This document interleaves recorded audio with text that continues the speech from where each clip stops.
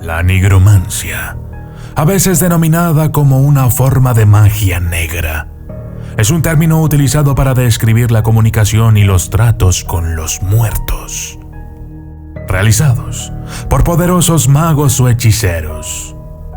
A diferencia de la mayoría de los médiums modernos, cuyo objetivo es simplemente comunicarse con los muertos, los nigromantes suelen tener un objetivo práctico en mente. Sus interacciones pueden tener como objetivo predecir el futuro, descubrir secretos, recuperar a alguien entre los muertos e incluso utilizar un cuerpo fallecido como soldado o arma. La nigromancia se ha practicado desde las primeras civilizaciones y se sigue practicando hoy en día. Pero, ¿qué es la nigromancia? La nigromancia es el arte mágico u oculto de resucitar y comunicarse con los muertos. A veces se considera una forma de magia negra. La nigromancia se ha utilizado durante miles de años en civilizaciones de todo el mundo. Los primeros escritos sobre nigromancia se remontan a la antigua Grecia y Roma. Los rituales para invocar a los muertos implican la inscripción de símbolos y palabras, así como rituales, hechizos y sacrificios. La palabra inglesa necromancy se adaptó a la palabra latina necromantia. El latín, a su vez, deriva de la palabra griega necromanteia, una combinación del griego antiguo necros, que significa cadáver, y manteia, que significa adivinación por medio de. En otras palabras, el significado literal de nigromancia es la adivinación por medio de los muertos.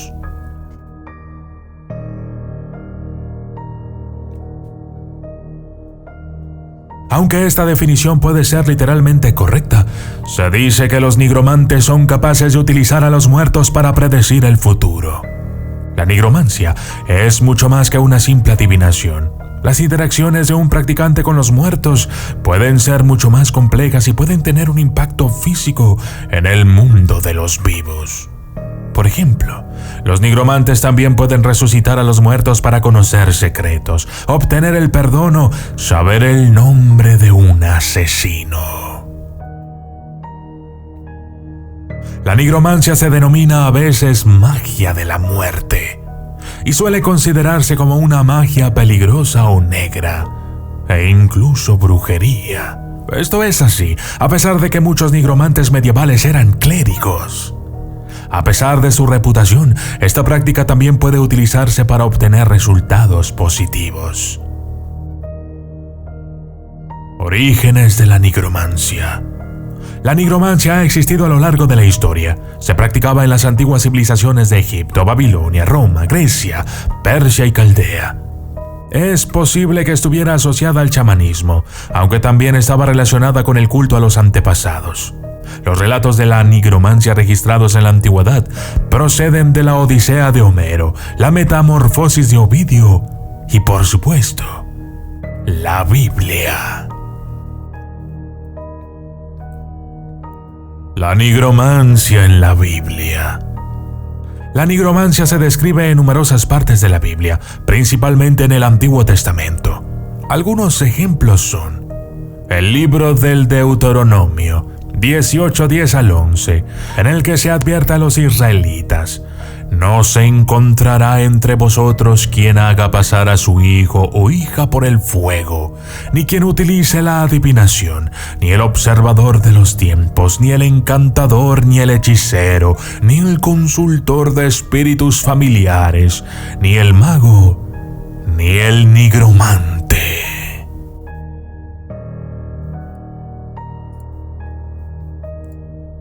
El libro del Levítico 20:27 también advierte contra la nigromancia.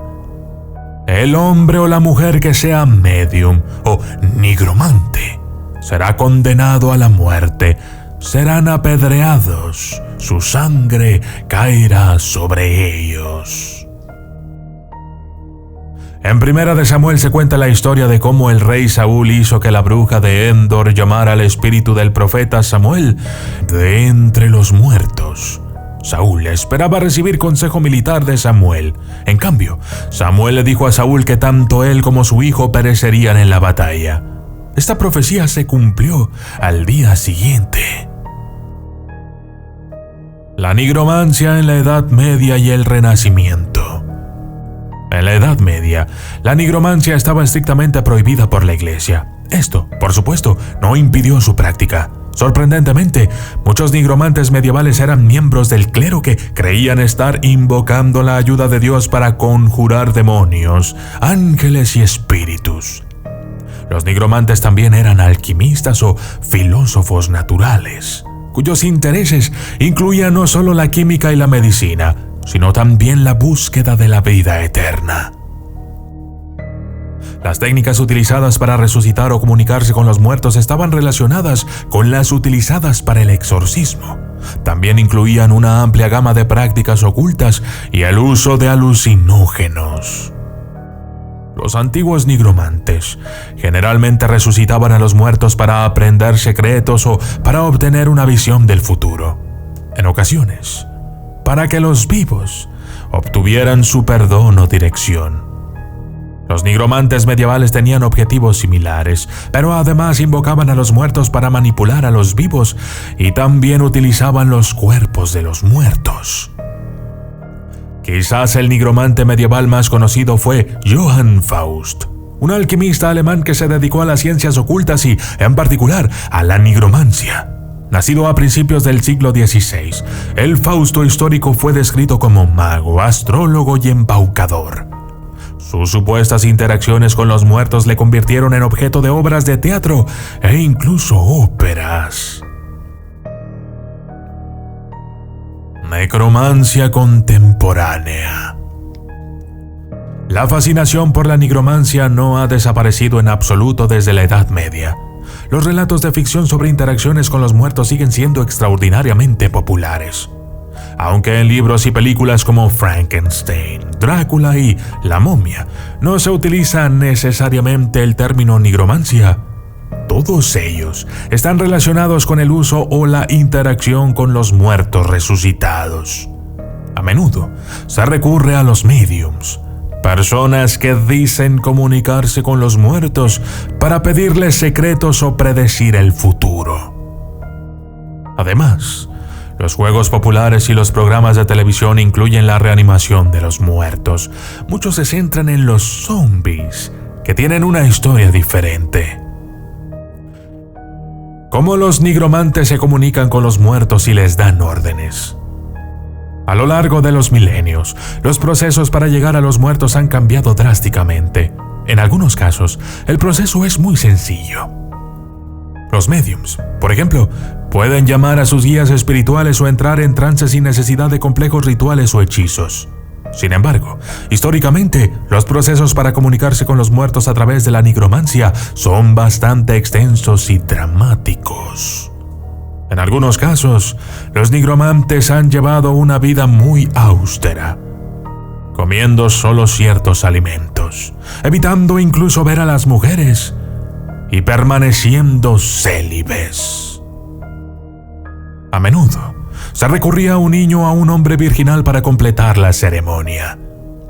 Los rituales nigrománticos suelen comenzar con el nigromante dibujando signos e inscripciones con un cuchillo o una espada, o sobre una tela con tinta o sangre.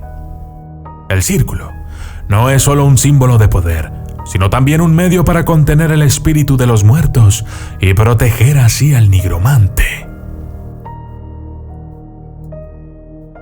Se añaden palabras al círculo, incluyendo inscripciones que señalan al norte, al sur, al este y al oeste, los nombres del nigromante, o del medium, de los espíritus, o de los demonios a los que se llama. Los signos suelen incluir figuras antiguas, como pentagramas, símbolos astrológicos y astronómicos. Los objetos suelen ser jarras, espadas o velas, colocados en lugares específicos para ser utilizados durante el ritual. Yo soy el documentalista y esto fue la nigromancia, la adivinación por medio de los muertos.